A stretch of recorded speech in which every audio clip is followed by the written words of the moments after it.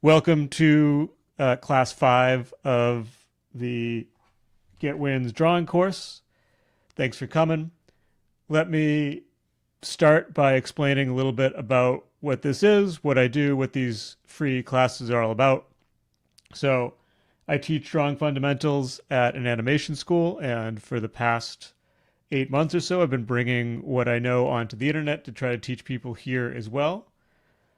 And I started out with YouTube videos. I started out with a book that I actually wrote for the class, but I've been distributing that. That's free, so check that out in the description if you're interested. Um, and I started, or I did YouTube videos, but I find that YouTube videos are not the best way to teach, or at least they're very different than what I would do in the classroom because they're just one way information. And I don't get that feedback from you guys to know if what I'm saying is actually reaching you and you're actually understanding it, which is why I do these live classes so that people if you read my book, if you're doing the course that I have for free online, or if you're watching my YouTube videos and you want a chance to check in and figure out if the things you're doing are working, these are that chance. And I can teach in a way that's much more like what I would do in the classroom, where it's not just a one-sided information release. It's not just me telling you. It's a discussion. So I'm going to do most of the talking, but I want this to be a discussion where I hear from you as well so I can address what you guys are thinking and what you guys already know and what your struggles are. So, to make this more interactive, if you're on the Discord, you can go on mic and you can talk. Um, in a real classroom, I can see people's faces and I have social cues to know when people have something to say, so I stop talking and then let them speak. Online, I don't have those. So if you have something to say, just interrupt me. Don't worry about being rude. Just interrupt me. I'll stop. We'll address it. We'll move on. If you're on YouTube or you don't want to talk on mic, you can just type in the chat and I'll read that so people know what you're talking about. And then we can have more of a discussion instead of me just talking. This is week or lesson 5 of the Get Wins drawing course. The link to the course is in the description as well. There is a video version of this in less than 10 minutes, a condensed version. It has all the same information, but it's at a YouTube video pace instead of a live class pace. Today we're going to talk about form, which is the three-dimensional volume that objects take up. And this is a big one. Form is really important. Beginner artists struggle with it, and it takes time to learn to make your drawings look three-dimensional by understanding how form works and how to create form or describe form in a two-dimensional image. So before I get into talking about form, I want to hear from you. What are your experiences trying to create form? What's worked for you? What are your struggles? That kind of thing. Mm, I,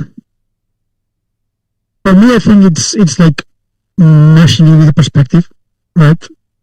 Mm-hmm. Like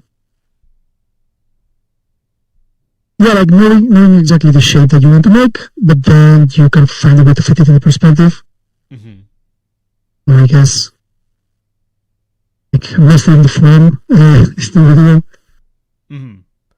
Form and perspective are intimately tied together, but that's more of an issue when you're drawing from imagination. And you can use perspective when you're drawing from life, but you don't have to, not in the same way. Because when you're drawing from life, the forms are already there, and your perspective is Mm-hmm. the perspective that you are seeing from. So you don't need to use geometry to invent it. Whereas when you're drawing from life, Yeah. you do need that. Um, so what we want to do is observe forms and then describe them on the page. So I talked about this in the intro to the course, how visual experience works and how we describe it to the viewer. So we have our visual experience, which is made up of our three-dimensional surroundings and recognizable objects. Then we recognize those objects in our surroundings based on forms, the positions of those forms, and the light that hits those forms. So far, the past couple weeks of these classes, we covered position. That was what we were doing when we were talking about proportion. So you can go back the previous weeks if you're still having trouble with that. Right now, we're moving on to forms. So the way we understand form is based on the surfaces that we can see. For example, I have this box here, and we see three of its surfaces. We can assume we can't see the other surfaces, but based on pattern recognition, which is a big part of how we see, we can assume that there is the other side of the box that looks like that, and then we understand the volume it takes up in space. We do this unconsciously. If you reach to pick something up, your hand will assume a position that will wrap around the object that you're picking up without you having to think about it, because you understand its form unconsciously based on the surfaces that you can see. But we're still assuming the form, even if it is unconsciously, based on the surfaces that we can see.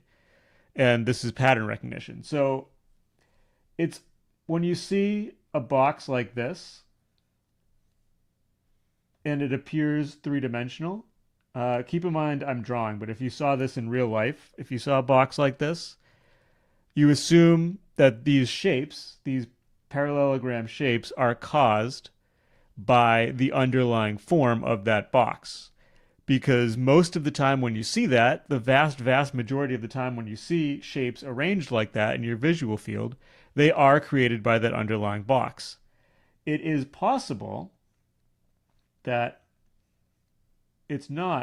there is no underlying box, but it's three parallelograms that just happen to be arranged in exactly the position and proportions that they would be if there was a box, but they're actually different shapes. But that's very unlikely. So you'll assume that that is the form. But these aren't just flat shapes we see. Because of our depth perception, we can see that the surfaces move in space. So this is also cluing us into the form that this face is traveling this way in space. This face is traveling this way in space. And this one is traveling this way in space. So that gives us clues as to the three-dimensionality of the form as well. So what we want to do when we describe form in a drawing is we want to describe how those surfaces move through space. That's called surface orientation. So for a cylinder, it will look three-dimensional if I describe how the surface curves coming forward and backward in space. How the surface wraps around that three-dimensional form of the cylinder. So I know this is kind of abstract so far. We'll get to the concrete examples of how this works, but it's important that we understand what it is that we're trying to describe. Any questions so far? Okay. So now that we understand what we're trying to describe and how to observe it, so when we're observing form, we do this effortlessly, but to do it consciously, we are observing how the surfaces wrap around the form. Now that we understand that, we can move on to how to describe form. And there are lots of ways to describe form, but I am going to cover three of them in this class, And these three will, by and large, you can, these aren't like completely distinct. Some variation of these strategies will allow you to describe most of the forms that you see, or all of the forms that you see. Um, so we can wrap lines around the forms, um, showing their outlines and their edges. And if we do that well, it will appear three-dimensional. We imagine these lines are edges that we could touch. And based on our experience of touching three-dimensional forms, we understand that, like, for example, with this chess piece, that this surface here is going backwards in space based on the curvature of this line. This line suggests the orientation of that surface. Planes are another way we can describe surface orientation, and we do this by using shapes in areas where the surfaces or the surface orientation is the same or similar, at least as much as possible. It doesn't work for everything, but like the top plane here, we can recognize this as a flat surface based on the shape. And finally, we can use value to wrap around a form. So light, get a little bit into lighting, but just enough to understand the point. Light is coming in straight lines from the direction of the light source. So surfaces that face that light directly will be the brightest. The less directly they face will be less bright, and if they don't face at all, they'll be in shadow. So this tells us how the surfaces curve because it tells us the orientation. The orientations that face the light will be bright. Those that face away from the light will be darker. And the blending shows how those surfaces, how they move through space. Is it C? Is it CJ? Thanks for finally making it live. I'm practicing digital art in MS Paint using mouse and keyboard only. That sounds very frustrating. I would recommend using a pen. Even if it's not digital, just drawing. But anyway, we're getting off topic. So let's look at some examples. Here are some examples of a more organic subject described using the strategies that I discussed. You have lines that show the edges of surfaces and show where how those edges move through space to describe their orientation. You can also wrap lines around the form to show how those surfaces move through space. I can use planes in areas where the surface orientation is similar. Doesn't work as well for organic forms, but it still creates a three-dimensional look. And then I can use value to wrap around forms using brighter values where those forms are facing the light and darker values where the form is facing away from the light.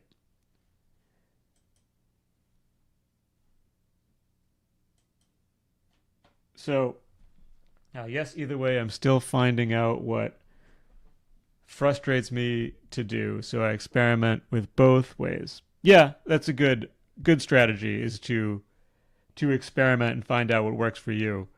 In my experience with art, there's no like one true method that's the best for me. I like to have a lot of options. Afterwards, I might probably fix my hand drawing pen with all my experiences. Yeah, you're gaining experience.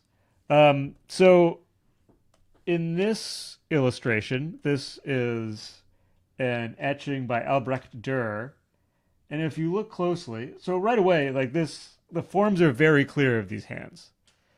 And if we look closely, we can see how the surfaces or how these lines, these little white lines here, how they wrap around that surface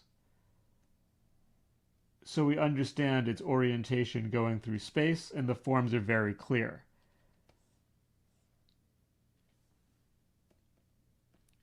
For planes, we have this drawing by John Singer Sargent, and you can really clearly see this shape here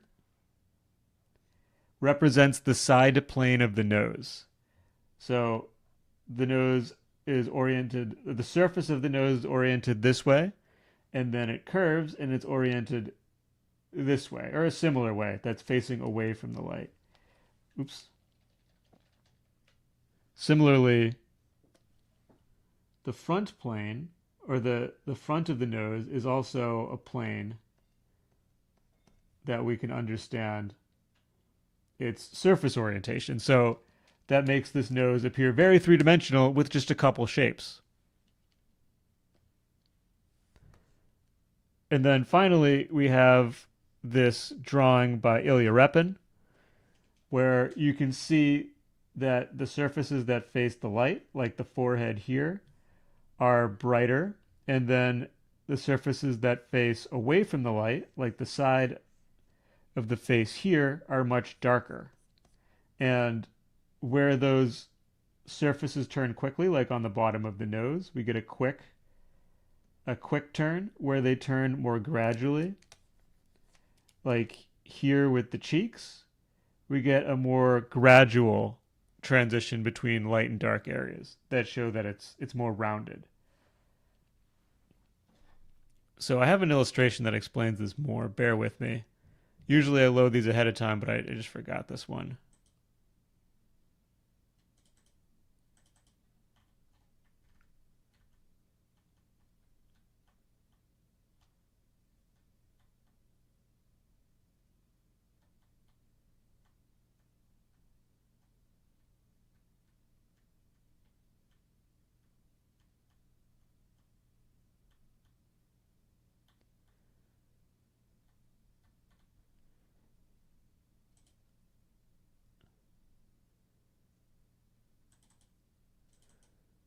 While I do this, does anybody have any thoughts or questions on how we're capturing form? No, I'm trying my schedule right now. I'm trying to copy the previous portrait you showed. Copy the previous what? Sorry. The previous portrait that you showed, the drawing. Oh, the Repin, or the Singer Sargent. Okay. So this is what I mean with how value can describe form. So here the value is bright on one side and dark on the other. When it's on a rounded surface, then that value is going to transition more gradually. On a less rounded surface, it's going to transition less gradually. And when it's a sharper angle, that transitions abruptly. That's the word.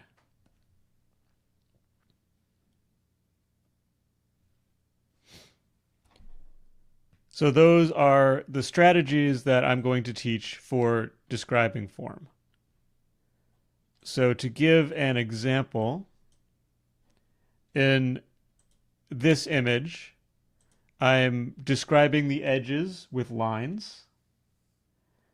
I'm describing there's no shape planes in this one, but I'm also describing the surface orientation with value.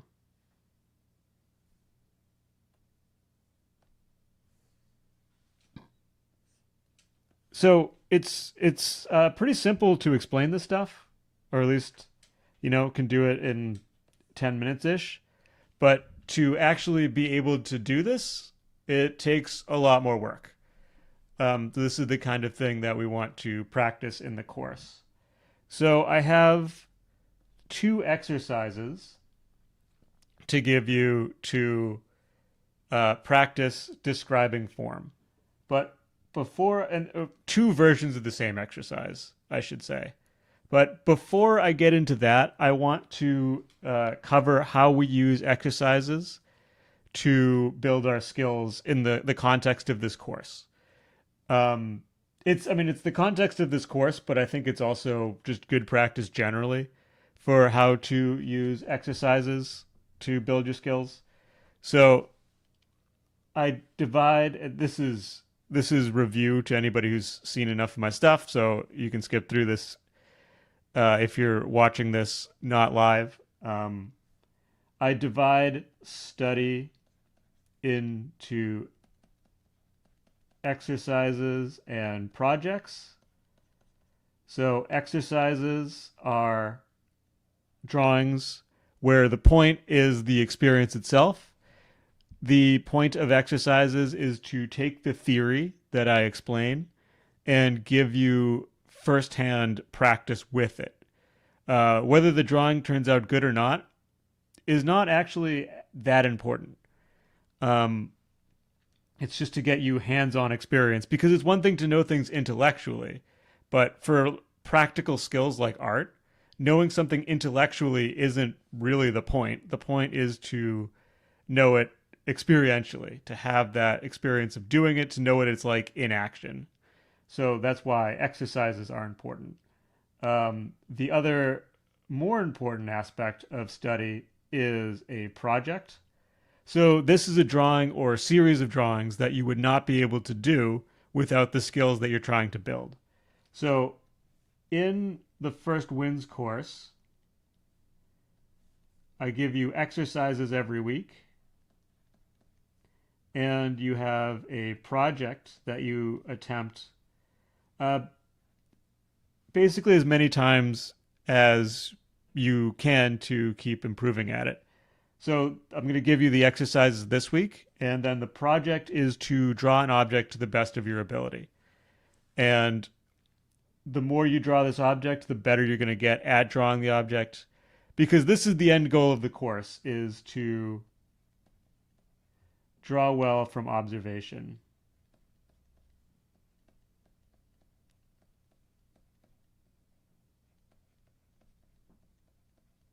And those who are doing the course can attest that this does work. As you keep doing the course, you get more tools from the theory and put them into practice in the exercises, and then use those tools, and your drawing from observation keeps getting better. But also just from the experience of repeatedly trying something and learning from each attempt.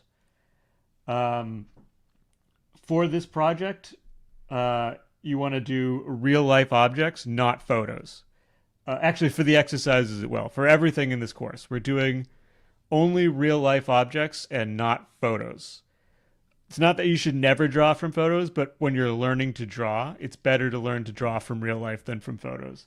I explain why in the theory video in the course, or the previous lecture, if you want to go back and understand that. So this week's exercise, did not need to get rid of that, is cross contour. What we're going to do is we're going to draw our object, or the subject of our exercise, by wrapping lines around the forms that we see. And I did find out myself my eye coordination was not trained enough. Well, not yet, but this is how you train that eye coordination. You keep doing it, and that eye coordination will develop. So the first version of this is more focused on observation, to make sure that you are carefully observing the surfaces that make up the forms that you're drawing. So this is like the blind contour exercise again, but instead of following outside edges, we're going to follow inside edges, cross contours that cross the surface. I should never focus on the entire image project. I should focus on little bits I do.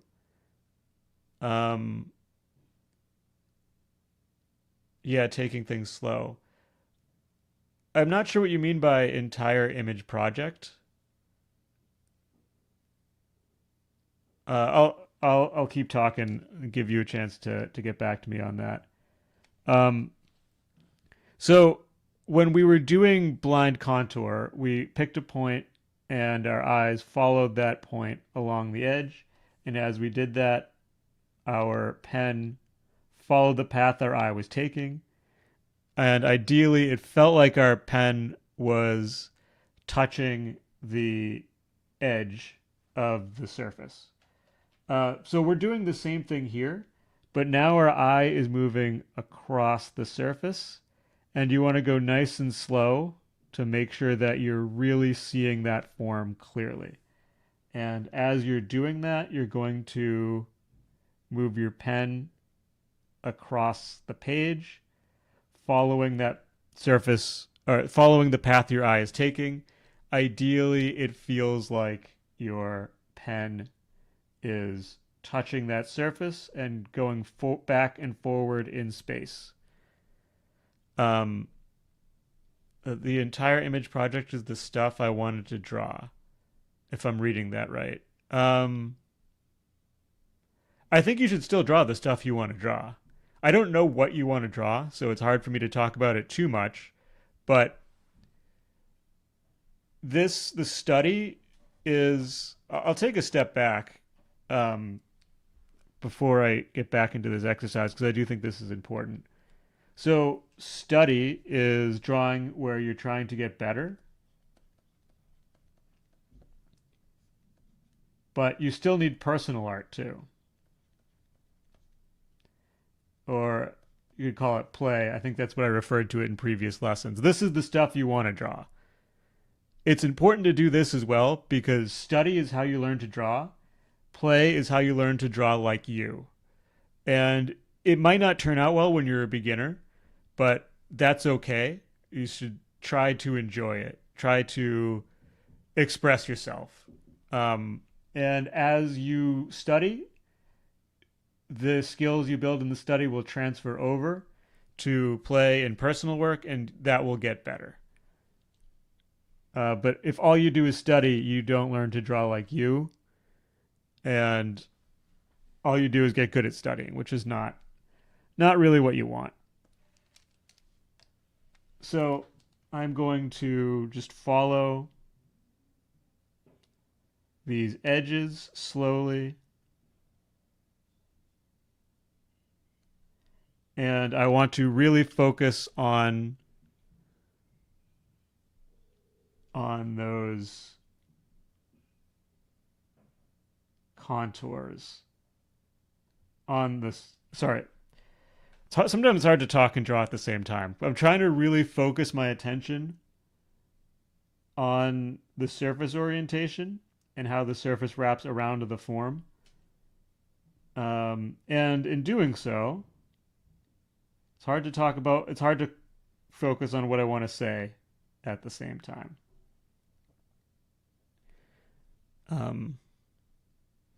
I also noticed through my experiments there are choices that happen in a fraction of a second. So going back to your designs of teaching, I think it helps my brain go slow and identify what's missing on my things I wanted to learn about. Yeah, I think that's true. So you do like there's a lot of value in making decisions in split seconds. You're also making decisions that you're not even really consciously aware that you're making because there's so much happening when you're making a drawing. You can't really process all of it. But when you want to focus on something specific, it helps to do it slowly and deliberately. And you're ingraining skills very consciously so they come out the way that you want them, and you're developing good habits that once you've done them for a while, you can start speeding them up, and eventually you don't even really need to think about them anymore. So I'm just going to do this exercise because we have time for the demo. So my eye is following the edge of these surfaces, and I'm not looking, just like with blind contour, I'm not looking at my page while I do this. These lines tend to be shorter in this exercise, so it comes out a little less wonky than blind contour, but it's still going to be wonky, and that's fine. In fact, if it's too good, then I suspect you're looking at the page and not really doing the exercise as it's intended.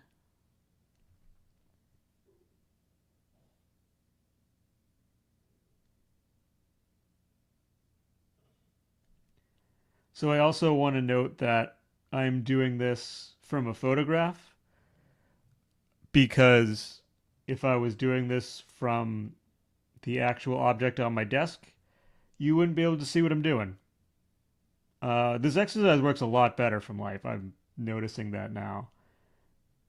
But yeah, I when I was learning this stuff and when I do these studies nowadays, I will always work from real life objects.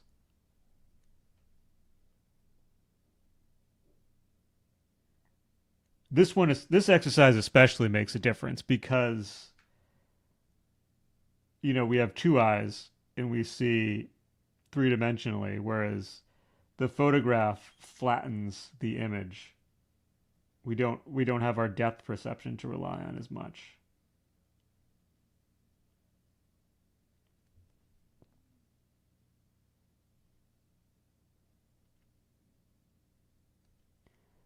And you can move the lines across the form whatever direction you want.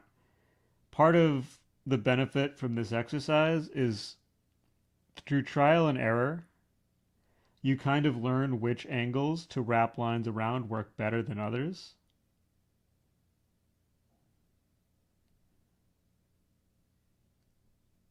Usually you do want to go either perpendicular or parallel to an edge. Like, for example, instead of going this way, if I went this way, I'm still wrapping my lines around the surfaces, but it's going to look weird. It's going to make the surface look oblique or at an oblique angle, which I don't want it to do.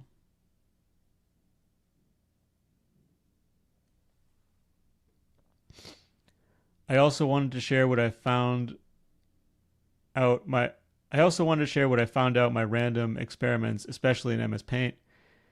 In the study category of topic, I think I should be learning about law of attraction in a sense to make believable for the viewer. I don't know what I said, but I'm starting to see slowly what it means. Okay. Um not yeah, I'm not sure where you're going with that or what that means. I think it's talking about composition. Not sure though. The position? Composition. Oh, composition. Okay. Oh, right. Yeah, that makes sense. Like the law of attraction, as in visual weight that attracts the eye. Yeah, I think. Okay. Yeah. Um, yeah, because like what I'm focusing on right now is not directly related to composition, but when you study like all of this stuff, I isolate it as much as I can, but you can't really completely isolate it. So you still pick up on composition stuff.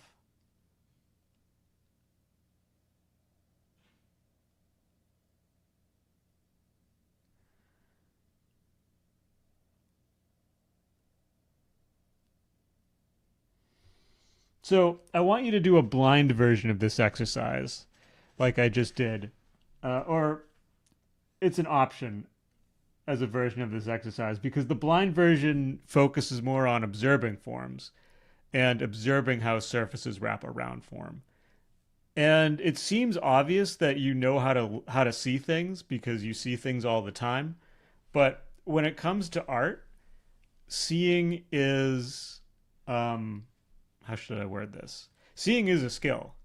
Like you do see when you look at things with your eyes, but what you see is heavily influenced by what you're focusing on. We also backfill information when we see a thing. When we see a thing, we don't see all of its details, all of its edges, and all of its surfaces. We see enough to identify what it is, and then our brain backfills the rest of the information to make our process of seeing much faster. You'd imagine how slow it would take to see things if you had to look at every detail to figure out what things looked like.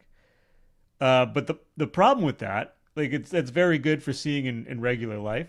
The problem with that is that it's not very good for drawing because the information you're backfilling, it's not enough. You need to actually consciously make sure you're seeing all of that information. So with beginner art, um, even sometimes into intermediate art, a lot of the problems I see when I'm in my mentorships talking to artists and going over their work is caused by not really seeing the thing. So they kind of assume they know what something looks like and they draw what they assume is there. But when they actually look more closely, they realize, oh yeah, I did get that wrong, and it's not because I couldn't see it; it's because I didn't. I didn't take that extra time to look really closely. Um, so that's why this exercise is important, even though the resulting drawing looks pretty wacky. But because that drawing looks pretty wacky, it doesn't. This builds your ability to see form, but it doesn't build your ability to describe form as much as it could because the drawings are wonky. So the second version of this exercise is to do a quick sketch of your object. Don't worry too much about proportion because that's not really the point.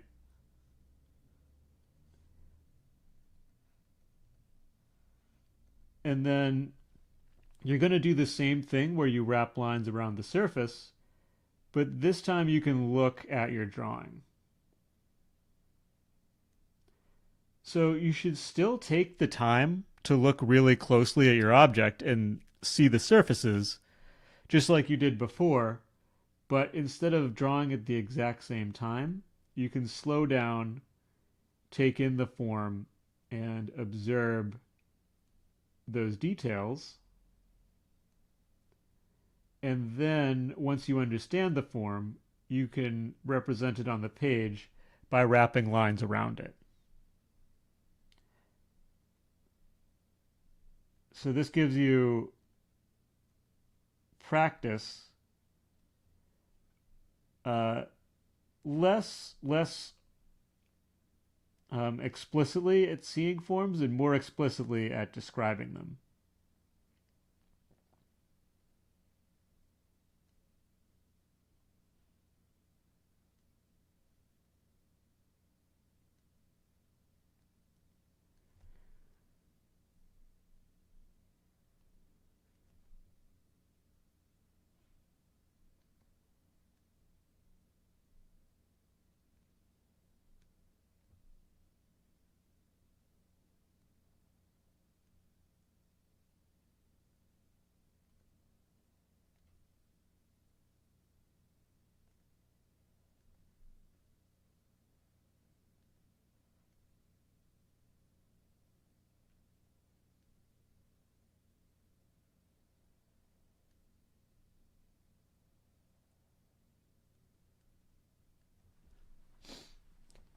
And these drawings, um, when you're evaluating your work, um, so when you're evaluating your work on the blind version, but really not a lot to learn from it. You want to evaluate your experience, like how clearly do I feel like I saw those forms. When you're evaluating your work on the not blind version, you want to evaluate how three-dimensional your drawing feels and how much does it feel like your lines are wrapping around an underlying three-dimensional form. How accurate the drawing is less important. Like for all I know, I may have made the I think I made the like the circle on top too small, but it looks like a sphere. It looks like the round head of the pawn. Its form, I think its forms are clear. So I would consider that a success. This is too low.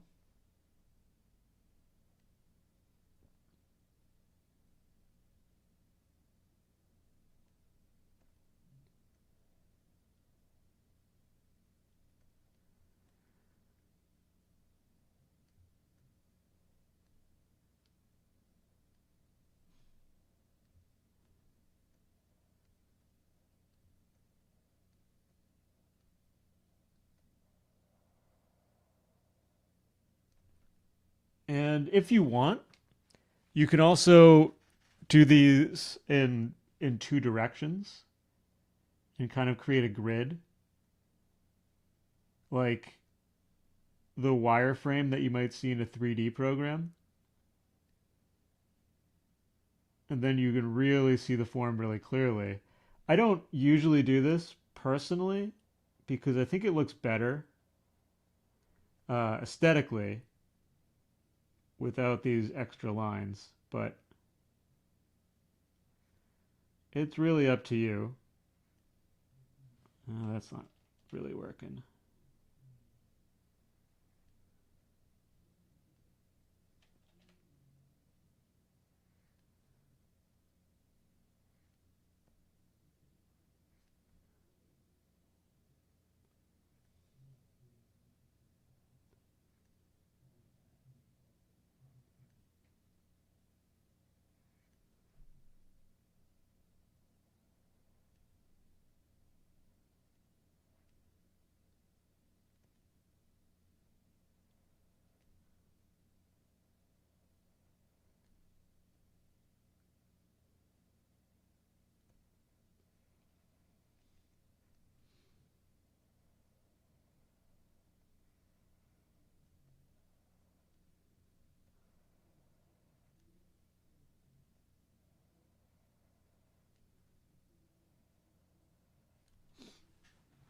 So one thing you might find from doing this, when this you start translating this into your regular drawing, is you start looking for natural cross contours.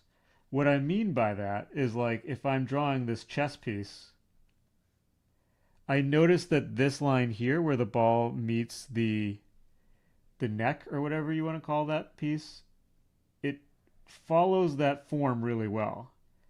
So getting that curve right is going to do a lot for showing the three dimensionality. Same thing with the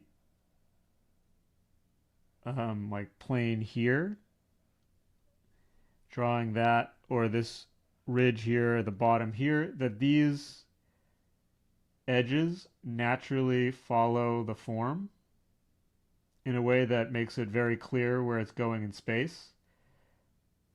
So if I get these right, it makes the surface orientation more clear.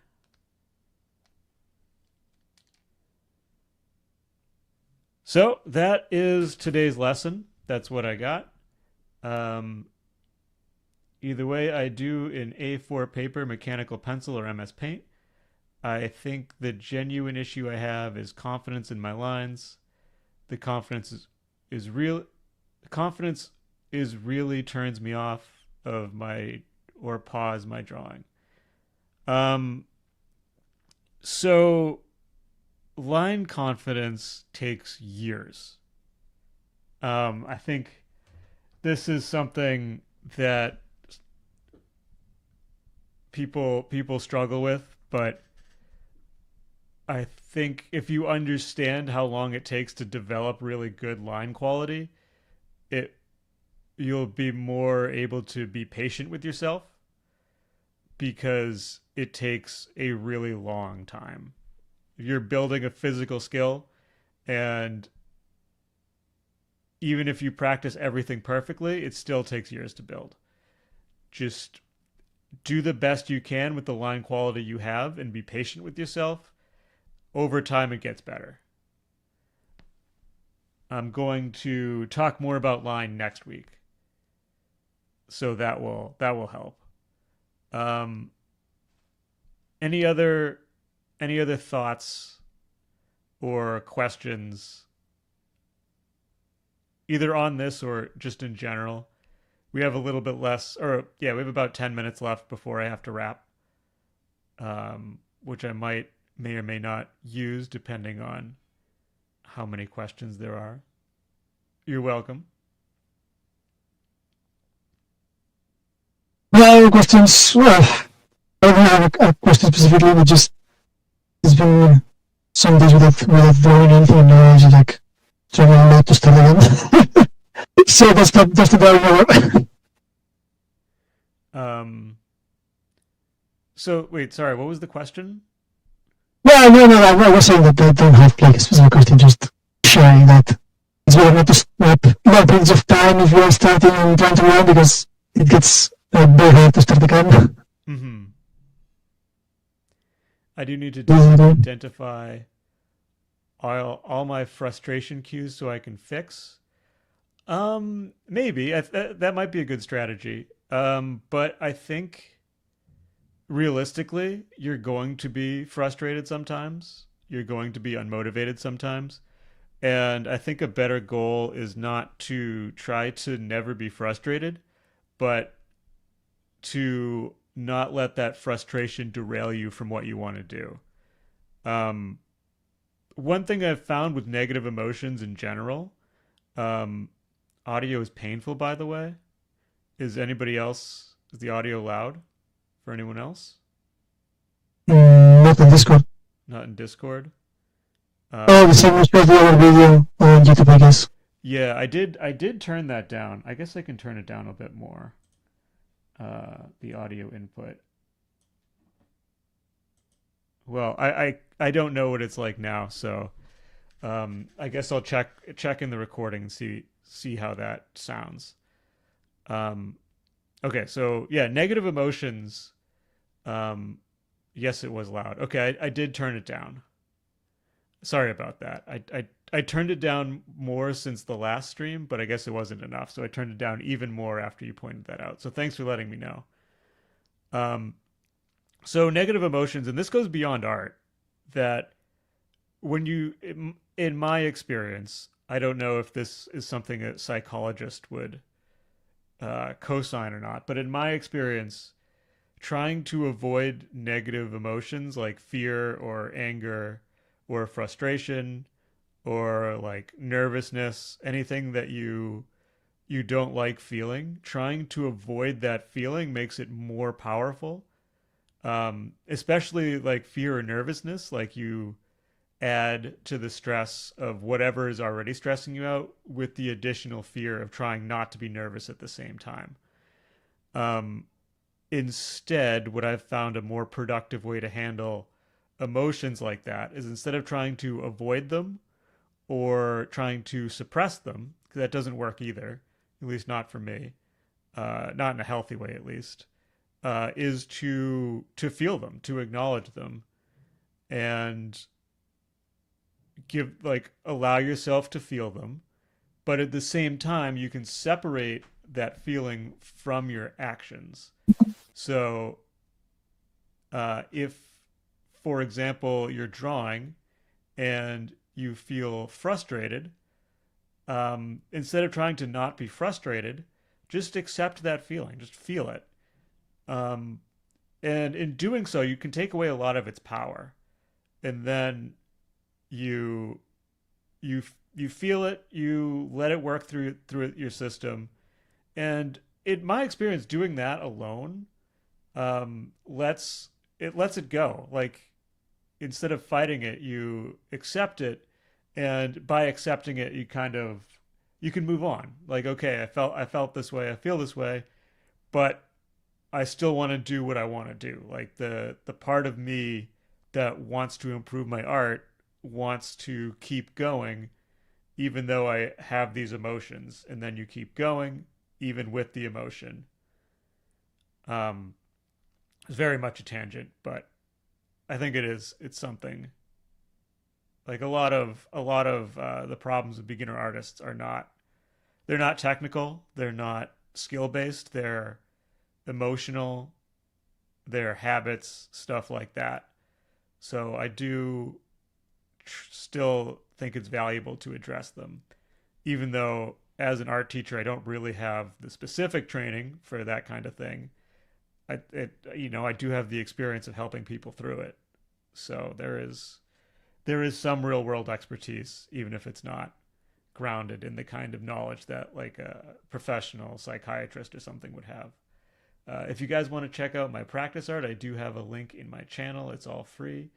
Maybe comment something to help me out at least. Yeah, if you want to check out, there's that link in the comment or something. Uh, I found out I I do found out that I need to make my own patterns to my words. All my drawings are based on some actual comic books, by the way. That's where I start my drawing journey. Cool. Thanks for sharing with us. Um, to get back to Suboptimal's point about um, breaking your streak and having it be difficult to start again. This is not something I have a lot of personal experience with because like I literally have to draw to pay my bills.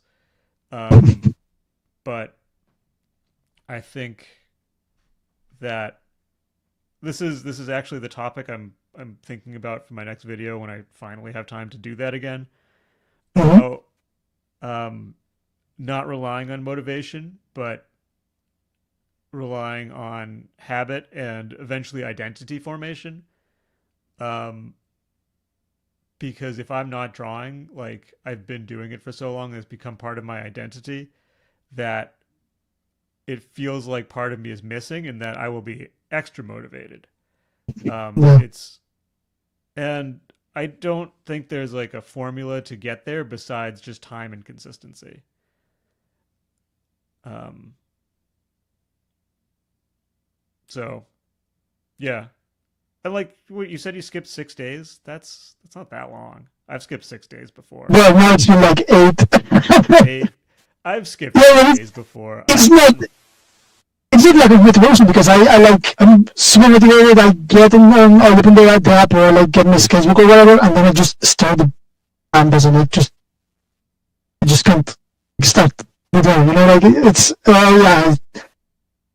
Yeah, I will get bored there. I don't know. It's I don't know. This is very much a tangent, but I think you just need yeah, it's a to me thing. It's me thing. It's just to break it, just to draw something. Like don't even worry about if it's good or not. Just get the pen on the page, draw some lines, and that will break the stalemate. Like staring at a blank page can be intimidating. Staring at a blank page with a few lines on it, especially is like, well, I already screwed up this page. I might as well just keep going. Um, I agree with the mentality of experiencing fully your emotions rather than running away. I think a psychologist would co-sign it as a form of exposure therapy. Yeah, that's great. I would be very happy to be vindicated in my own folk psychiatry based on my own experience and uh, helping other artists. Um, okay, so I do have to wrap. My biggest thing is lacking purpose and direction. Man, I really want to help you with that. I have 4 minutes left before I have to wrap, and that is an enormous question. Um, I think you can find personally. I found a lot of purpose in getting better at drawing.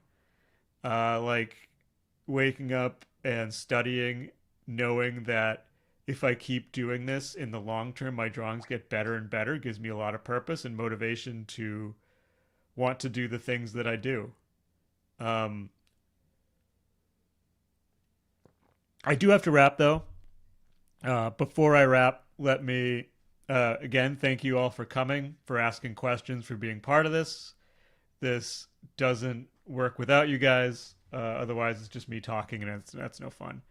Um, so my plugs.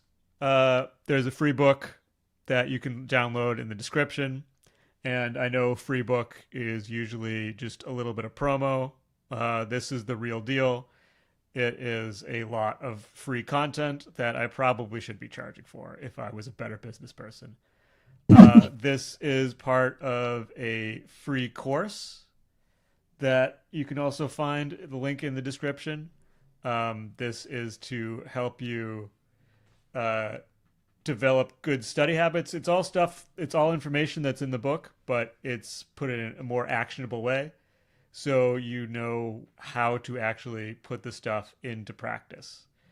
Um, I also I'm also available for one-on-one mentorship if you want to get good as fast as possible. That is the best thing I have to offer for you. This like you'll get personalized feedback, personalized assignments, so you know exactly what you do, what you need to do, and you get that feedback that keeps you moving in the right direction, keeps you accountable. Um, when you're if you're really ready to like step on the accelerator in your learning, that's the best thing I have to offer you for it. Um, and I have a lot of experience doing this, so I know what to do, and that the students who I've had, they do the work, they get better. Um, there's also a Discord server where we'd love to have you. Someone's already came over from YouTube, it looks like. Um, if you want to speak on mic in these free classes, you can join the Discord, and you can also show up to get feedback, talk to other artists. We have a really, really positive community there. I'm super proud of what's developed, and I don't know how much credit I can take for it. Just being super healthy and positive and motivating of a community of other people who want to get better at art, and you join the community that makes you want to get better. Again, thanks everybody for coming. We do these free classes every week. It might be an hour earlier next week. Daylight savings kind of fucked me up because um, I don't know. We'll figure that out later. But it will be at Wednesday morning, either 10 a.m. or 11 a.m. Pacific Standard Time. Yeah. Thanks everybody again. Bye. Thank you very much. Hi, Kimbo.